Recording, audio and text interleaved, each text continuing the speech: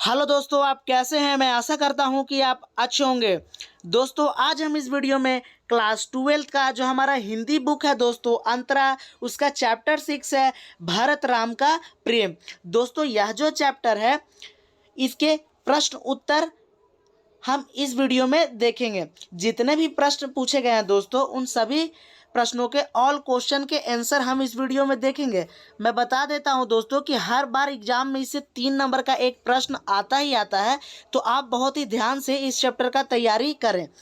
3 number का एक subjective प्रश्न पूछा जाता है और एक 1 नंबर का ऑब्जेक्टिव प्रश्न पूछा जाता है, तो आप इसको ध्यान से पढ़िएगा। देखिए दोस्तों, मैं बता देता हूं कि सबसे पहले हम इसमें जो राम भरत का प्रेम है उसका क्वेश्चन आंसर देखेंगे। ठीक है, टोटल 5 यहाँ पे क्वेश्चन आंसर है, तो पांचों क्वेश्चन आंसर को हम बहुत ही आसानी से समझेंगे, जो भी 5 क्वेश्चन आंसर हमारे पूछे गए। तो यहाँ पे देखिए दोस्तों, जो पहला क्वेश्चन है वह क्या है। बोल रहा है पहला प्रश्न कि हारेहू खेल जितावही मोही, भरत के इस कथन का क्या आशय है। तो यहाँ पे हारेहू का मतलब होता है हारते हुए, खेल का मतलब खेल, जितावही मतलब जिता देना, मोही मतलब मुझे।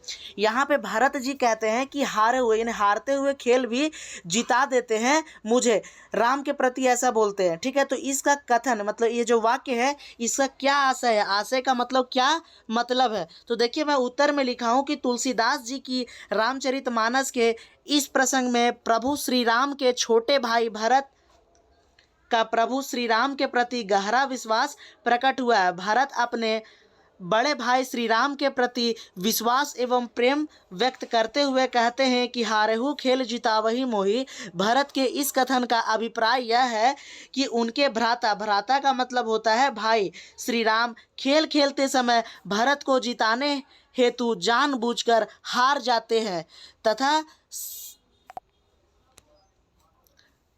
श्री राम जी खेल में भी ऐसा कोई कार्य नहीं करते थे जिससे भरत का दिल दुखे या टूटे। तो यहाँ पे आप सभी बातों को नोट कीजिएगा कि क्यों यहाँ पे बताते हैं भरत जी कि जब मैं छोटे यानी बालपन में जब मैं खेल खेलता था तो हारता हुआ जो खेल होता था वह भी मुझे मेरे बड़े भ्राता राम जितवा देते थे। ठीक है, ऐसा कुछ प्रकट हुआ है इस प्रसंग में, तो आप इसको नोट कीजिएगा जल्दी से। ठीक है, अब देखिए दूसरा प्रश्न क्या है। दूसरा प्रश्न है दोस्तों, दूसरा नंबर बोल रहा है मैं जानऊ निज नाथ सुबाहु में राम के स्वभाव की किन विशेषताओं की ओर संकेत किया गया है। यहाँ पे बोल रहा है, सबसे पहले मैं प्रश्न को समझा देता हूँ। मैं का मतलब मैं, जानऊ का मतलब है जानता। ठीक है, ये जानऊ लिखा है इसका मतलब जानता, निज का मतलब है अपने, नाथ का मतलब है यहाँ पे श्री राम जी के बारे में, स्वभाव का मतलब है स्वभाव। इसका मतलब हुआ पूरा कि मैं जानता हूँ अपने श्री राम का स्वभाव में राम के स्वभाव की किन विशेषताओं की ओर संकेत किया गया है, बताया गया है, यह हमें बताना है। तो देखिए, मैं उत्तर में क्या लिखा हूँ कि प्रस्तुत पंक्ति में राम के स्वभाव की इन विशेषताओं की ओर संकेत मिलता है। यहाँ पे मैं पॉइंट के वाइज उत्तर दिया हूँ, तो आप यहाँ ध्यान से समझिएगा। देखिए, क नंबर में मैं लिखा हूँ राम दयालु और स्नेही व्यक्ति हैं। उन्होंने बाल्यकाल का मतलब होता है बचपन के समय से ही भरत पर स्नेह और दया की वर्षा की है। ख नंबर में लिखना आपको, भरत राम के प्रिय अनुज थे। उन्होंने सदैव भरत के हित के लिए कार्य किया। ग नंबर में लिखिएगा, वे खेल में भी कभी अपने अनुज भरत के प्रति अप्रसन्नता नहीं दिखाते थे, वे सदैव उसे प्रसन्न रखने का प्रयास करते थे। घ नंबर में लिखिएगा, वे अपराधी पर क्रोध नहीं करते थे। ठीक है, तो यहाँ पर राम जी के स्वभाव के बारे में बताया गया है कि क्या क्या भरत जी राम जी के स्वभाव के बारे में सोचते हैं, वो बताते हैं भरत जी। तो यहाँ पे आप उत्तर लिखिएगा, इसको स्क्रीनशॉट मारिए या तो कलम और कॉपी लेके बैठिए और इसे नोट करते हुए आप चलिए दोस्तों। ठीक है, अब देखिए तीसरा नंबर क्या हमारा प्रश्न है। तीसरा नंबर प्रश्न है दोस्तों, राम के प्रति अपने श्रद्धा भाव को भरत किस प्रकार प्रकट करते हैं, स्पष्ट कीजिए। ठीक है, यहाँ पर बोल रहा है प्रश्न में कि जो राम के प्रति अपने श्रद्धा भाव को जो भरत है ना वो किस प्रकार दिखाते हैं, दर्शाते हैं, यह हमें वर्णन करना है यानी स्पष्ट करना है। ठीक है, तो देखिए उत्तर में क्या लिखा हूँ कि भरत अपने बड़े भाई राम से बहुत स्नेह करते हैं। वे स्वयं को अपने बड़े भाई राम का अनुचर मानते हैं और उन्हें भगवान की तरह पूजा करते हैं। वन में जब वे भाई से मिलने जाते हैं तो उन्हें सामने खड़े होकर प्रसन्नता से फूले नहीं समाते। अपने भाई से मिलन होने पर उनकी आंखों में आंसुओं की जलधारा प्रवाहित होने लगती है। आगे क्या है दोस्तों, अपने भाई को अपना स्वामी कहकर वह अपनी इच्छा प्रकट करते हैं। भरत की भाई की विशेषताओं का बखान करके वे अपनी श्रद्धा व्यक्त करते हैं और आशा करते हैं कि भाई के दर्शन प्राप्त होने के बाद सब अच्छा ही होगा। अपने बनवासी भाई की दशा देखकर वह दुखी हो उठते हैं और स्वयं को इसका कारण मानते हैं। उनकी यह भाव अपने बड़े भाई के प्रति अपार श्रद्धा का परिचायक है। यहाँ पर इसको नोट कीजिए, मैं एक बार बता देता हूँ सिंपल से साधारण शब्दों में।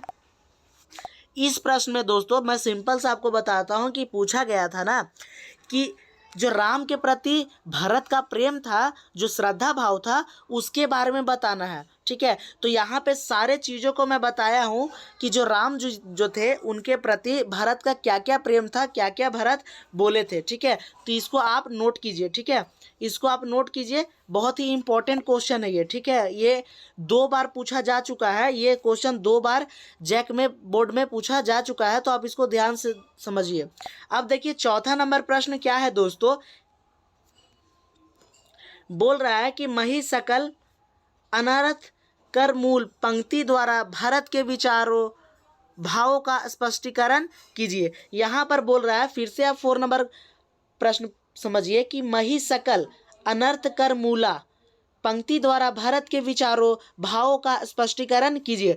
मैं सबसे पहले प्रश्न का उत्तर समझा देता हूँ। मही का मतलब होता है मैं, सकल का मतलब होता है सारा, अनर्थ का मतलब होता है अनर्थ यानी कि बुरा कार्य जो हुआ है। ठीक है, अब मूला का मतलब होता है जड़। ठीक है, इसमें भरत ऐसा कहना चाहते हैं इस पंक्ति में कि मैं ही सारे अनर्थ का जड़ हूँ। ठीक है, मैं ही सारे अनर्थ का जड़ हूँ। तो यह जो पंक्ति है, इस पंक्ति के द्वारा भरत के विचारों और भावों का स्पष्टीकरण करना है। ठीक है, कि इस पंक्ति में क्या बताते हैं भरत। तो देखिए मैं उत्तर में क्या लिखा हूँ, एकदम ध्यान से आप समझिएगा कि मही सकल अनर्थ कर मूला पंक्ति द्वारा भरत जी स्पष्ट करना चाहते हैं कि मैं ही इन सारे अनर्थों का जड़ हूँ। यानी भरत ऐसा बताना चाहते हैं कि जितना भी गलत काम हुआ है, जो राम वन में चले गए हैं अयोध्या को छोड़ के, वो उन सभी अनर्थों का जड़ मैं ही हूँ। यानी भरत अपने आप को ऐसा कहते हैं। राम के वन जाने में अन्य किसी का कोई विशेष दोष नहीं है। वास्तव में विधाता से भरत और राम का पारस्परिक प्रेम दुलार नहीं सहा जा सका। विधाता का मतलब है यहाँ पे भगवान।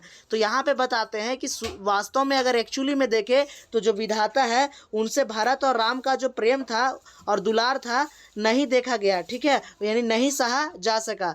फलत का मतलब यहाँ पे परिणाम या फल स्वरूप। उसी ने नीच माता के कई के बहाने भरत और राम के अंतर अंतर्भेद डालने का प्रयत्न किया। भरत अपने दुर्भाग्य को कोसते हुए कहते हैं कि वह यह सुनकर समझकर भी दुख सहने को जीवित है। यहाँ पर देखिए, यहाँ पर ये जो अंतिम जो भाव है कि भरत अपने दुर्भाग्य को कोसते हुए कहते हैं कि वह यह समझकर भी दुख सहने को जीवित है। अर्थात वह भरत ऐसा कहते हैं कि इतना ज़्यादा दुख होने के बावजूद मुझे तो मर जाना चाहिए, क्योंकि जो दशरथ थे वो अब तक मृत्यु उनकी हो चुकी थी इस पीड़ा के कारण। ठीक है, तो आई होप आप इसको समझे होंगे, इसको अच्छे से आप नोट कीजिए। ठीक है, अब देखिए 5वां नंबर प्रश्न क्या है दोस्तों। 5वां नंबर प्रश्न है कि फरई की कोदव बलि सुशाली मुक्ता प्रसव की सुम्बुक काली पंक्ति में छिपे भाव और शिल्प सौंदर्य को स्पष्ट कीजिए। इसको मैं सिंपल भाषा में प्रश्न को समझाता हूँ, ठीक है। फरई का मतलब होता है फलना, यानी फरना किसी भी चीज़ का, पेड़ पौधा में फल जैसे फरता है ना, उसको फरई को बोलते हैं फलना, ठीक है। फलना की कोदव बलि सुशाली, इसका मतलब होता है, पहले मैं साथ में इसको भी पढ़ देता हूँ, उसके बाद समझाता हूँ। मुक्ता प्रसव की सुम्बुक काली, यहाँ पे सुशाली का अर्थ है एक उत्तम धान, ठीक है। एक उत्तम जो धान होता है वो, देखिए इसका अर्थ आप समझिए। इसमें बोला जा रहा है ना, क्या जो कोदव का बलि है, कोदव बलि यानी कि एक जंगली कंदमूल, ठीक है। यह बोल सकते हैं कि बहुत ही गंदा पदार्थ कोदव है, ठीक है। क्या वो कभी फर सकता है? उसमें कभी उत्तम धान आ सकता है, यानी अच्छी धान आ सकती है। और उसके बाद देखिए अगला पंक्ति में बोला जा रहा है कि मुक्ता प्रसव की सुम्बुक काली। सुम्बुक का मतलब होता है घोंघा, ठीक है। क्या घोंघा कभी भी, मुक्ता का मतलब होता है मोती उत्पन्न कर सकती है, अर्थात जो काली घोंघा होती है वो मोती उत्पन्न कर सकती है। फिर से इसको आप समझिए, इसमें बोला जा रहा है ना, क्या कोंदव बलि कभी उत्तम धान उत्पन्न कर सकती है, या फिर जो सुम्बुक होता है यानी घोंघा जो होता है वो कभी मोती उत्पन्न कर सकता है।